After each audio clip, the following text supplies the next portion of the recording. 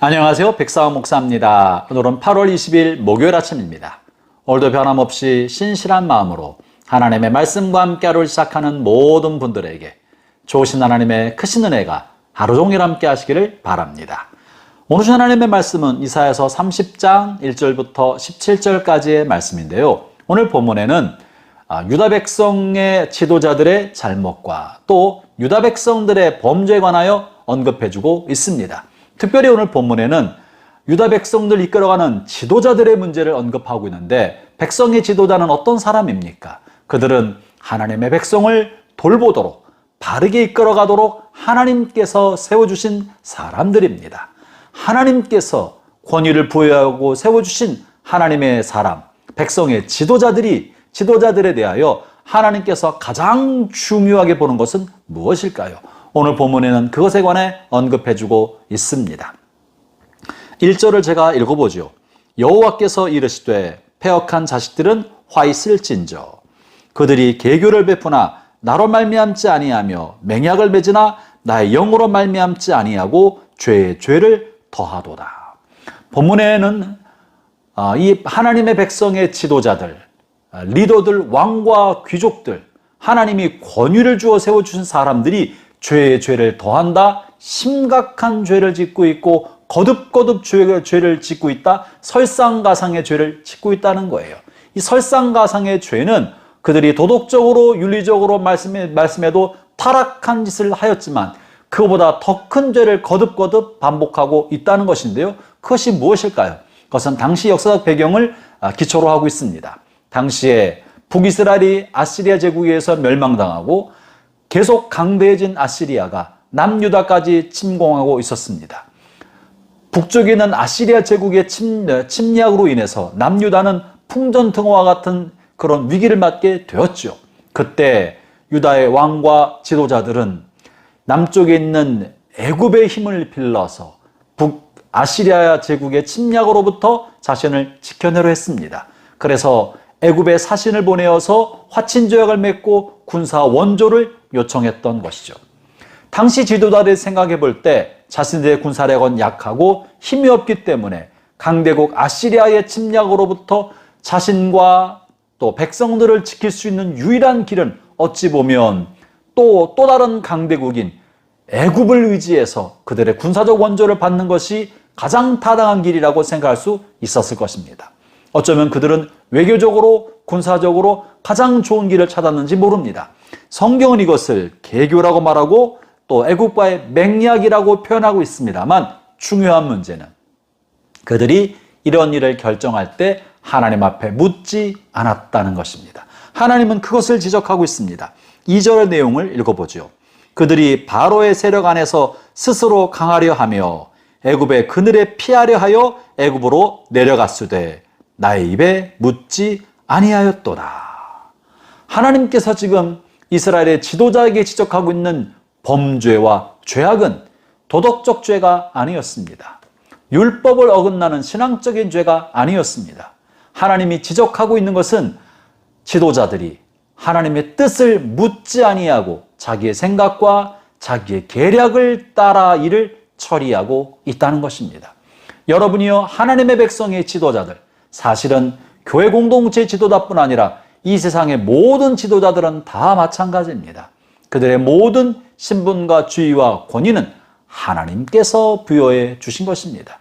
그러므로 그 지도력을 행사하고 영향력을 나타내려 할 때는 자기 자신이 중심이 되어서 할 것이 아니라 이 권위를 부여해 주신 분의 뜻이 무엇인지, 그분이 무엇을 원하시는지가 훨씬 중요하고 그것이 핵심입니다. 마치 가게를 운영할 때 관리인, 매니저를 세웠는데 이 매니저가 주인의 뜻과 상관없이 자기 마음대로 매장을 운영해서야 되겠습니까?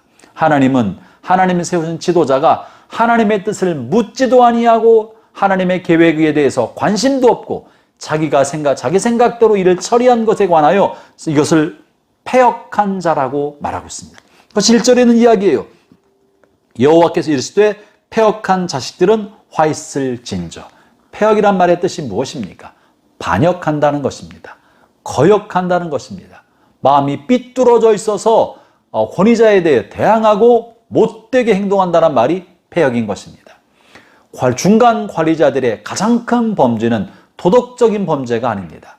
도덕적 범죄, 하나님의 백성 지도자들의 도덕적 범죄는 그를 세우신 하나님의 이름을 욕되게 만들고 그의 명예를 손상시키는 차원에서 심각한 범죄이지만, 그것보다 훨씬 더 무거운 범죄는 하나님의, 그러니까 주인의 권위, 왕의 권위, 세우신 자의 권위를 무시하고 반역을 하며 자기 마음대로 행하는 것이야말로 더 크고 더 무거운 범죄가 아니겠습니까?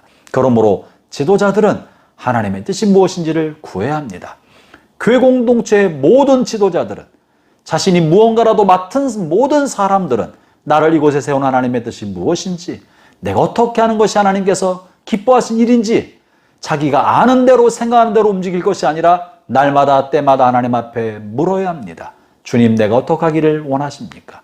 나를 이곳에 보낸 하나님의 뜻은 무엇입니까? 겸손한 마음으로 하나님 앞에 묻고 자기 지혜를 따라 살지 않고 하나님의 뜻을 따라 경청하며 살아가는 것이 관리자들의, 리더들의, 하나님께서 세우신 권위자들의 마땅한 역할인 것입니다.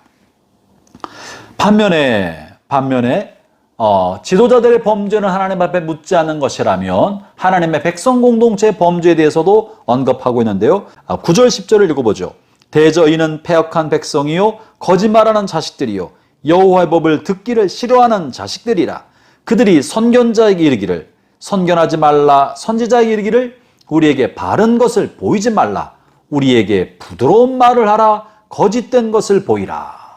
하나님의 백성의 심각한 죄는 하나님의 말씀을 전하는 선지자들에게 하나님의 말씀 그대로 가르치지 말고 우리에게 부드러운 말, 좋은 말을 들려달라고 거짓된 말을 하라고 요청한다는 것입니다. 거룩하신 하나님의 뜻이 무엇인지 보다도 내가 마음에 위로가 될 말, 내가 삶이 지치고 힘들었으니 위로가 될 말, 내가 축복받고 싶고 성공하고 싶으니 축복과 성공과 번영에 관련된 말을 들려달라고 부드러운 말을 해달라고 요청하고 있다는 것입니다. 이들의 관심은 하나님이 아니라 자기의 마음의 위로요, 이들의 관심은 자신의 삶의 성공과 번영인 것입니다. 여러분이요, 이것이 타락한 백성의 표징입니다. 타락한 지도자의 표징은 하나님의 뜻을 묻지 아니하고 자기 맘대로 하는 것이고, 타락한 하나님의 백성의 표징은 자기가 얻고자 하는 바 위로와 성공과 축복에 관한 말만 좋아하는 것입니다. 심판과 경고와 죄에 관한 책망은 싫어하고 내가 원하는 달콤한 이야기만 설교를 통해, 말씀을 통해 듣고자 하는 것이고, 성경을 읽을 때도 달콤한 이야기, 부드러운 말만 받아먹으려고 하는 것. 그래서 거룩하신 하나님의 뜻이 무엇인지에 관해 깊게 묵상하지 않고 마음에 와닿고 좋은 것만 찾아가는 것이 하나님의 백성의 문제요. 그것을 본문에서는 패역한 자식이다, 패역한 백성이다, 거짓말하는 자들이고 하나님의 법을 듣기 싫어한 자라고 책망하고 계시는 것입니다.